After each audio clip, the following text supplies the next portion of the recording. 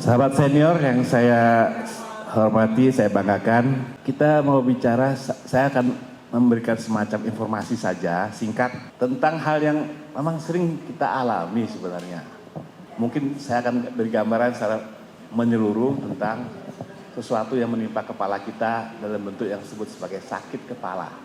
Sakit kepala, oke. Ternyata ada macam-macam jenis sakit kepala itu. Tapi yang paling banyak dialami oleh kita, orang-orang, itu adalah sakit kepala yang disebut sebagai muscle tension headache. Sakit kepala tegang otot. Jadi ototnya tegang. Itu yang paling banyak. Namun kita juga melihat statistik bahwa sebenarnya pada orang lanjut usia, sakit kepalanya tidak sebanyak waktu masih muda, orang muda. Orang muda lebih banyak. Karena orang muda itu masih aktif, banyak persoalan barangkali. Jadi dia lebih banyak sakit kepalanya. Oke, slide kedua. Ini istilah yang kita juga bingung kadang-kadang mengertinya. Apa sih ini ya? Itu ada sakit kepala, ada nyeri kepala. Sama aja lah sakitnya kepala. Kita juga suka dengar kata-kata sebagai sakit kepala migraine headache gitu ya. Ada satu lagi yang saya nggak sebut di sini. Namanya cluster headache. Agak jarang ya, tapi itu salah satu bentuk sakit kepala. Kemudian vertigo, sering dengar ya, vertigo. Itu sakit-sakit kepala yang memang pada dasarnya adalah merupakan dasarnya bukan dari penyakit lain, tapi khusus dari penyakit kepala itu sendiri. Ya kalau kita bilang itu tadi muscle tension headache, nyeri kepala tegang otot, itu yang sangat banyak. Itu yang akan saya fokuskan hari ini saya bicarakan. Karena saya pernah berbicara tentang vertigo di Zoom-nya ASC kita tahun 2022. Itu waktu banyak diskusi tentang vertigo itu. Ada kata-kata yang bahasa Indonesia, pusing. Ya, pusing, ada puyeng. Itu bahasanya Mbak Sri itu, Bu Sri. Puyeng. Orang Jawa ya, bilang puyeng. Keliengan, sama orang Jawa yang bilang keliengan. Mumet sama aja, orang Jawa banyak istilahnya. Mumet, keliengan, puyeng, pusing. Lah, itu semua kadang-kadang kita salah menyebutkan untuk apa yang dimaksud itu dengan kata-kata yang nggak pas gitu ya. Jadi kita ingin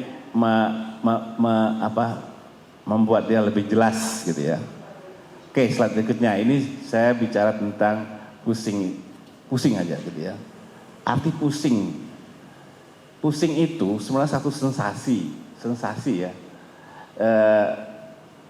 Biasanya artinya pusing itu berpusing itu berputar ya. Berpusing itu berputar. Jadi pusing itu adalah gangguan kepala ngerasanya seperti berputar. Yang lebih pas lagi orang Indonesia bilang pusing 7 keliling. Kenapa nggak 6 keliling ya? Kalau 7 keliling itu kan tawaf ya, orang tawaf, orang sa'i. Itu 7 keliling, nggak tahu kenapa sebabnya. Tapi ya memang itu merupakan perasaan sensasi berputar. Apakah itu kepala kita yang pasti berputar atau kamar ini berputar? Nah, ini dia. Kamar yang berputar. Itu sensasi daripada pusing 7 keliling itu. Kalau keliengan itu ya itu satu bentuk sensasi juga yang sepertinya kita seperti bergoyang gitu ya, seperti kita mau pingsan gitu ya, seperti kita melayang barangkali begitu ya. Betul nggak Bu Sri ya? Itu kalau keliengan apa sih istilahnya? Tapi ya, kira-kira seperti itulah. Jadi seperti kita merasa mau pingsan tuh menggelap-gelap atau seperti bergoyang kita ya, seperti mau melayang gitu. Sisi lain yang disebut sebagai dalam bahasa Indonesia ada kata pening. Pening kadang-kadang bertukar-tukar dengan sakit kepala. Pening itu ya kalau kita lihat di kamus itu seperti bersama dengan mumet atau apa. Yang rupanya karena kita banyak mikir, banyak persoalan, membuat kita bingung. Mau bilang apa, mau ngerjakan apa, bingung, mumet kita. Nggak bisa kita berpikir lagi apa. Itulah yang disebut sebagai pening sebenarnya. Nah, ini campur-campur jadi pusing, pening, puyeng, sakit kepala. Ya kan seperti itu ya. Jadi kita lebih jelas bentuk-bentuk ini, maka kita slide berikutnya itu mengabarkan bahwa sakit kepala itu ada 2 bentuk besar. sakit kepala yang disebut sakit kepala primer. Primer itu adalah sakit kepalanya ya di kepala sendiri urusannya. Gangguan itu bukan karena penyakit lain, gitu. Tapi khususnya di kepala itu sendiri. Sementara penyakit kepala yang sekunder itu adalah akibat dari penyakit lain. Penyakit apa ya menyebabkan sakit kepala? Penyakit lain. Misalnya ada tumbuhan di kepala kita. Bertumbuh, namanya tumor. Mula-mula tumbuh dari itu kecil, dia tidak mengganggu. Kalau tempat itu tidak tempat yang berkaitan dengan pusat-pusat tertentu ya. Jadi itu kita nggak merasa. Tapi begitu dia besar, maka rongga otak itu menjadi sempit ya karena ketekanan itu. Akibatnya sakit kepala. Sakit kepala karena tekanan di dalam otak kita, dalam kepala kita itu tinggi. Itu. Yang kedua biasanya terkait dengan gangguan pembuluh darah. Misalnya ada perdarahan. Itu sering terjadi namanya perdarahan subarachnoid. Jadi itu ada selaput namanya arachnoid. Otak ada arachnoidnya ada dura mater. Ketika arachnoid itu di bawahnya ada pembuluh vena yang pecah, lama-lama dia membuat sakit, terutama di leher sini, di belakang kepala kita. Sakit sekali. Leher bisa dikaku. Demikian juga kalau kita misalnya ada jatuh, terbentur, kepala kita terbentur, ternyata ada pecah pembuluh darah di temporal. Seringkali pecah di situ karena ada tulang yang pecah kemudian menusuk pembuluh darah, darah keluar. Pelan-pelan lama-lama dia juga seperti tumor. Jadi sakit, ada orang muntah-muntah karena tekanan tinggi dan sebagainya. Itu yang sekunder ya. Infeksi juga, infeksi misalnya infeksi di selaput otak. Itu juga membuat sakit kepala. Nah, ada banyak penyakit lain. Kalau di muka misalnya kena herpes, virus herpes, itu biasanya sebelah badan, kena di kepala, di kening sebagainya, itu makin nyeri yang biasanya berlangsung lama. Tapi nyerinya itu nyeri di tempat itu saja. Gitu ya. Nah, itulah hal-hal terkait dengan sakit kepala primer dan sakit kepala sekunder. Nah, berikutnya, ini satu gambaran yang ingin saya gambarkan tentang dua hal membedakan antara sakit kepala dengan pusing. Jadi kalau sakit kepala itu betul-betul karena sakit. Kalau pusing itu nggak sakit. Saya katakan tadi, pusing itu sensasi berputar, bergoyang atau apa. Jadi apa ya istilahnya, lightheadedness, dizziness, ya itu semua gambaran daripada variasi dari pusing itu sendiri. Nah, pusing sendiri yang berputar itu kita sebut sebagai vertigo. Jadi kalau yang sakit kepala yang sakit itu hanyalah sebelah kiri itu. Yang kita katakan tadi, ada yang disebut sebagai tension headache yang saya katakan tadi, ada yang sifatnya ada yang disebut sebagai cluster headache.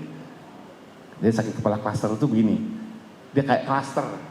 Cluster bukan pada waktu tertentu itu sakit kepala muncul berdenyut-denyut, mulai ringan sampai berat, sakit kepala hebat, atau hilang pelan-pelan. Nanti waktu timbul lagi cluster baru. Jadi sakit kepala itu menyerang kepala kita sering sekali terjadi, dan itu terjadi secara berkelompok-kelompok gitu ya kepalanya. Itu cluster headache. Sedangkan yang satu lagi itu adalah yang namanya sebut migrain. Kepala migrain itu sakit kepala yang terjadi biasanya pada kepala sebelah kanan atau kepala sebelah kiri, yang sifatnya biasanya berdenyut, bisa diikuti dengan muntah, bisa diikuti dengan satu sensasi tertentu gitu ya. Jadi itu yang disebut migrain gitu. Nah, saya tidak akan membahas migrain, tidak akan membahas vertigo, tidak akan membahas tentang cluster headache. Tapi saya ingin fokus pada yang disebut sebagai muscle tension headache, sakit kepala tegang otot, yang banyak dialami oleh orang-orang, terutama orang-orang yang nanti apa yang menyebabkan kita bisa lihat sendiri. Slide berikutnya. Ini sakit kepala ini itu terjadi karena otot-otot di scalp, di kepala kita atau di belakang kita, di leher kita atau di pundak atau di wajah kita, dahi kita itu berkontraksi. Dia kontraksi. Kontraksi itu ditegang dan ada tenderness, ada apa? Kalau ditekan dia sakit. Jadi tandanya sakit kalau ditekan kepala bagian tertentu dia sakit. Dan juga rasanya itu kepala tuh seperti diikat. Kalau karena diikat kepalanya ditarik kenceng gitu. Jadi otot itu membuat, karena dia kontraksi, membuat kepala kita seperti terasa terikat gitu, kenceng gitu ya. Ditekan dia sakit. Itu yang juga kita rasakan. Tengkuk kita juga sakit, tengkuk, leher belakang. Kadang-kadang juga pundak. Biasanya makanya dokter kalau suka periksa, pakai periksanya pakai ini, pakai belakang ibu jari ini. Ditekan itu sakit. Oh sakit, kita tahu. Ini tampaknya tension headache. Nah, tension headache itu memang sakit kepala yang sebenarnya klasifikasinya ringan. Rasa itu bisa hilang, 15 menit bisa hilang atau seharian hilang. Nah, jadi rasa tekanan itu membuat kita nggak nyaman gitu ya. Itu namanya tension headache. Jadi nyeri kepala, tegang otot. Itu kira-kira. Sederhana, bentuknya karena ada kontraksi otot-otot di dahi kita, di scalp kita, di belakang kepala, di samping kiri kanan ataupun di belakang ya. Akibatnya terasa kepala kencang, kepala tegang, kepala itu ditekan, ada sakitnya, nyerinya di titik tertentu gitu. Itu saja. Biasanya tidak terlalu berat ya. Next. Nah, kalau kita lihat daripada sakit kepala ini, kita apa sih faktor pemicunya yang memicu timbulnya kontraksi otot itu sehingga kepala tegang. Yang pertama itu kata-kata yang pertama stres. Stres itu bisa fisik, stres itu bisa mental, emosional. Kita punya banyak persoalan, itu stres juga. Punya problem yang tidak bisa terpecahkan, stres juga. Bisa menimbulkan ketegangan di situ. Ya, pertama tuh stresnya itu. Di sisi lain juga kadang-kadang kalau orang yang sudah suka menderita itu terlambat makan, telat makan, nggak makan pada waktu tertentu, bisa menimbulkan juga gejala ketegangan itu. Demikian juga kurang minum, ada dehidrasi. Kalau kita harus minumnya sekurang-kurangnya, kalau kita aktivitas kita nggak banyak, 1,5 liter per hari, maka atau antara 1,5 sampai 2 liter ya kita minum. Maka kalau kita kurang dari itu bisa terjadi, memang salah satu bentuknya adalah tension headache tadi. Kemudian kelelahan, kurang istirahat juga bisa mencetuskan tension headache orang itu. Kena panas, atau kita melihat keadaan yang suasana sangat terang, cahaya sangat terang, bunyi berisik bising yang mengganggu telinga. Jadi kayaknya pusat-pusat panca indera itu menjadi sumber masuknya sebenarnya dari para serangan tension headache ini. Kemudian mungkin juga aroma tertentu, parfum tertentu gitu ya, bisa membuat seseorang kambuh itu namanya. Nah itu kira-kira. Di sisi lain ada jenis makanan tertentu juga bisa memicu pada orang-orang tertentu, seperti misalnya kacang-kacangan, keju, ada coklat dan lain-lain seperti itu. Jadi ini kira-kira apa yang memicunya. Tapi sebenarnya kalau dilihat-lihat dalamnya nggak ada kelainan apa-apa, normal semua. Tapi dipicu dengan kondisi-kondisi seperti ini timbul kontraksi, dan kontraksi itu menimbulkan kepala kita sakit tegang otot namanya. Apa yang kita lakukan? Tipsnya sederhana. Hari ini saya hanya akan memberikan informasi tentang tips sederhana untuk bagaimana kita mengatasi atau mengatasi dari gangguan-gangguan akibat nyeri kepala tegang otot tadi. Tidur masih cukup. Beberapa waktu lalu saya pernah mengatakan bahwa tidur orang itu termasuk lanjut usia itu antara 6 sampai 8 jam tiap malam. Nggak bisa ditukar dengan siang 2 jam, malam 4 jam, nggak bisa. Yang malam itu 6 sampai 8 jam. Jadi kita kalau menghitung itu tidak kita hitung yang di luar jam malam hari. Karena malam hari itu adalah memang waktunya otak kita beristirahat. Oke, oleh karena itu harus cukup tidurnya. Cukup tidurnya itu tentu dengan segala macam cara. Yang paling penting sebenarnya jangan nonton di depan televisi, di tempat tidur, gitu ya. Tidur di depan televisi, menarik kan? Nggak mau tidur kita, gitu. Tidur main baca HP, gitu ya. Tempat tidur adalah untuk tidur, gitu saja intinya. Terus udah main HP, udah nggak mau berhenti. Ada nih yang tersinggung kali ini ya, nggak siang ngomong ini kan.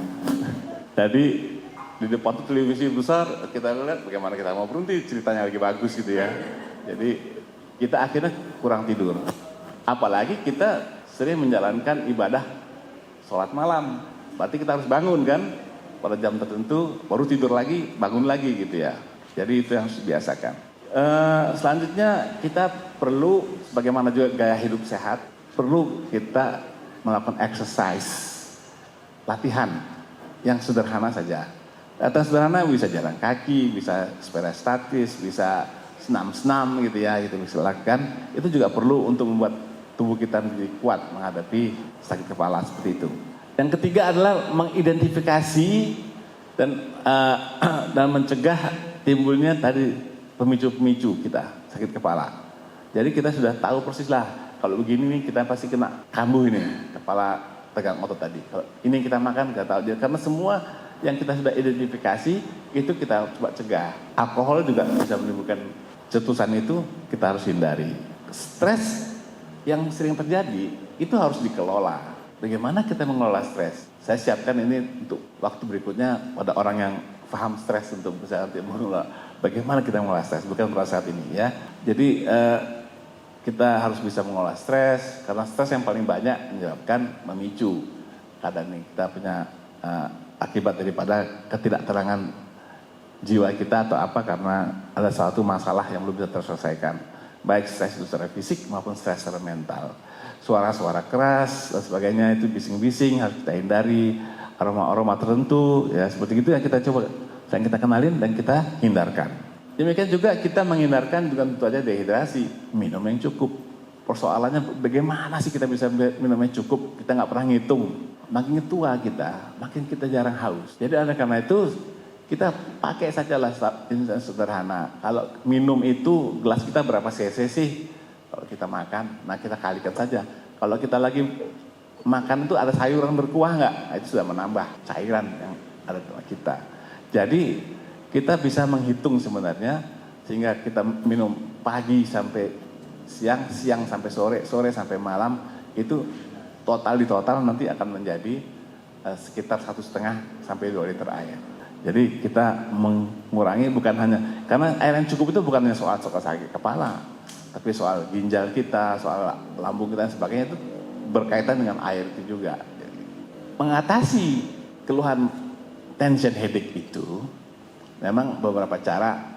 Ada yang menyampaikan itu melakukan kompres hangat di otot-otot itu, atau kompres dingin, es yang di